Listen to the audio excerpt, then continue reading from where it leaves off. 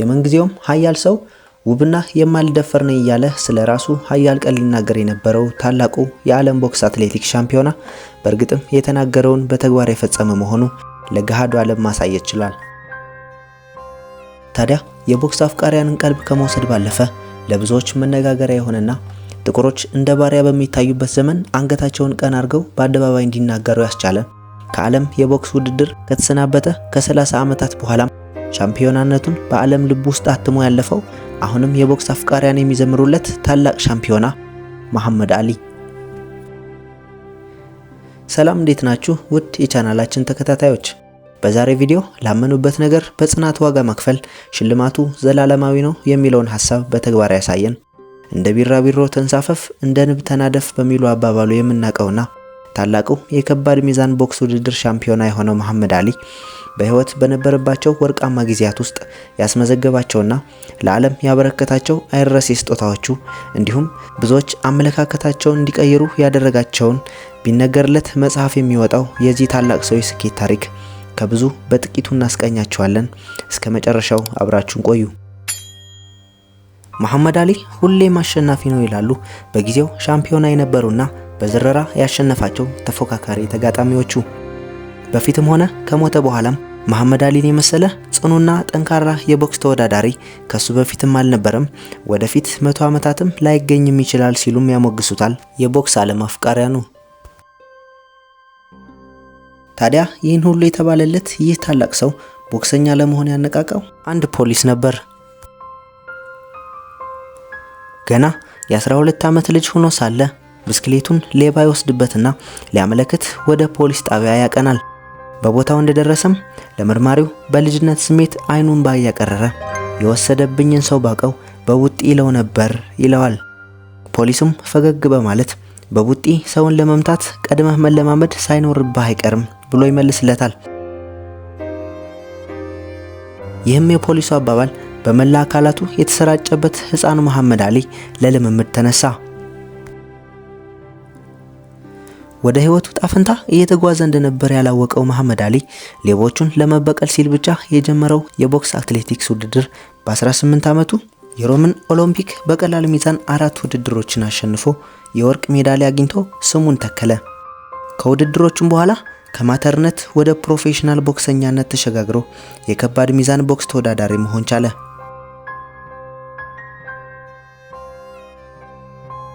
በዚህም የውድድር ዓመታት 19 ውድድሮችን አሸነፈ።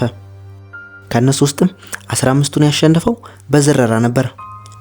አከታትሎም ተጋጣሚዎችን በሚገርም ሁኔታ እየዘረረ ለ3 ጊዜ የቦክስ ሻምፒዮናነቱን ይዞ ቆየ። ከዛ በፊት ለ3 ጊዜ ሻምፒዮናነቱን ይዞ ይቆያል ነበርምና ቦክሰኛው ስሙ በዓለም ገናና መሆን ጀመረ። በወቅቱ ሻምፒዮና የነበሩ ተጋጣሚዎች እነ ፍሮይድ ፓተርሰን፣ ጆርጅ ቹቫሎን፣ ብሬን ኖንዶልና ጆርጅ ፎርማንን እንዲሁም ደግሞ ፍሬዘርንና ማይል በርገርን በዝረራና በዙር ማሸነፍ ቻለ። ብዙ ማውራት አልፈልግም፣ ግን ይሄን ልነግራችሁ እችላለሁ። እኔ የሚቀጥለው የዓለም ሻምፒዮና ነኝ፣ የዓለም የምንጊዜም ታላቅ መሆኔን አረጋግጣለሁ የሚለው ቦክሰኛው እነዚህን ሁሉ ካሸነፈ በኋላና ከድል ወደ ድል ከተሸጋገረ በኋላ ነበር ቦክሰኛነቴን በቃኝ ብሎ የተሰናበተው። ሻምፒዮናው ተፎካካሪዎችን የሚዘረርባቸው ስልቶች እጅግ በጣም የተለያዩ ነበሩ። ኃይላቸውን ለማዳከም እየደነሰ በገመዱ ላይ እየተኛ ረጅም ዙሮችን ካሳለፈ በኋላ ድንገት ሳያስቡት በማያዳግም ምት ይዘርራቸዋል።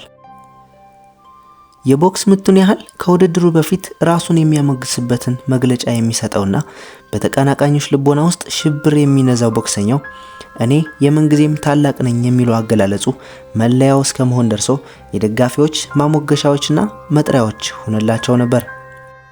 አንዳንድ ጊዜ ሲያሰኘው ተጋጣሚዎችን በስድብ ውርጅብኝ ያናድዳቸዋል። ሌላ ጊዜ ደግሞ ስለራሱ ማንም ሰው በህልሙ እንኳን ሲመታኝ ካየ በፍጥነት መጥቶ ይቅርታ ሊጠይቀኝ ይገባል ይላል። ታዲያ በራሱ ይሄን ያክል የሚተማመነው ቦክሰኛ ስሙንም ሃይማኖትንም ከመቀየሩ በፊት ክሌ የሚል መጠሪያ ነበረው።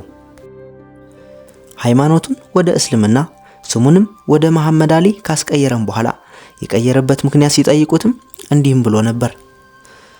እኛን ጥቁሮችን አእምሮአችንን በርዘውታል። ስማችንንም አጥፍተው የባርነት መገለጫ ስም ሰጡን። ባህላችንን አጠፉት፣ እውነተኛ ታሪካችንንም ደመሰሱት። ስለዚህ ጥቁሩን የሞተን ሰው አይነት አደረጉት። በነጮች ሀገር የሚኖሩ ጥቁሮች ስለራሳቸው ብዙም አያውቁም።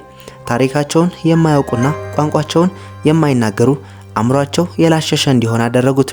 ይህም በመላው ዓለም የሚደረግ ቢሆንም ቀዳሚዋ ተጠያቂ ሀገር ግን አሜሪካ ናት ሲል በሚዲያ ላይ ተናገረ።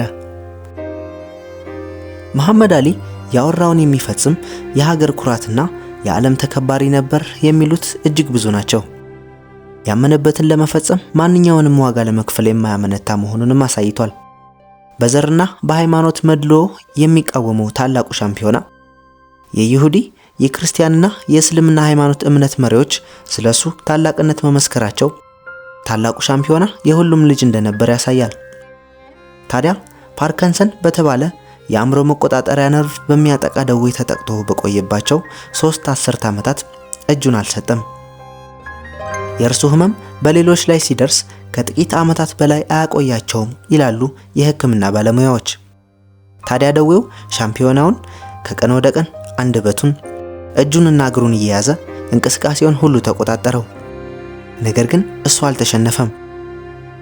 እጆቹ የሚንዘፈዘፉና መናገርም የሚያዳግተውም ቢሆን እርሱ ግን አልተደበቀም። በመድረክና በመገናኛ ብዙሃንም ተለይቶ አያውቅም። በዚሁ ባህሪው ብዙዎቹ በቁማቸው ከህዝብ ትውስታና እይታ ሲጠፉ፣ መሐመድ አሊ ግን በትውልድ ተቀጣጣይነትና እርዳታ መሰረቱን እያስፋፋ የጋለ ድጋፍ ያለው ሆኖ ቀጠለ። በመጨረሻም የማይቀረውን የሞት እንግዳ ተቀበለ። ታላቁ ሻምፒዮና በ74 ዓመቱ ህይወቱ ማለፉ ሲሰማ ብዙዎች አነቡለት። ከፕሬዝዳንት ኦባማ በስተቀር የወቅቱ የአሜሪካ ታላላቅ መሪዎች ለቅሶ እንደደረሱም የሚታወስ ነው። ከ100 ሺህ የሚበልጡ አድናቂዎችም አስክሬኑ በሚያልፍበት ጎዳና ተሰልፈው ሸኝተውታል። መሐመድ አሊ ከ3 ጊዜ በላይ በተከታታይ የዓለም የከባድ ሚዛን ሻምፒዮና በመሆን የመጀመሪያው የቦክስ ስፖርተኛ ነበር። የኦሎምፒክ አሸናፊ ሆኖም የወርቅ ሜዳሊያ ማግኘት ችሏል። በአማታሪ የቦክስ ውድድር 2 ጊዜ በማሸነፍ በጠቅላላ በ21 ዓመት ውስጥ ባደረጋቸው 61 ፍልሚያዎች ውስጥ 56ቱን በተሳካ ሁኔታ ማሸነፍ ችሏል። ሻምፒዮናነቱንም ሳያስነካ የጡረታ ጊዜ ላይ ለመድረስ የበቃው ይህን ሁሉ የተናገርንለት የምንጊዜውም አሸናፊ ዛሬ በህይወት የለም።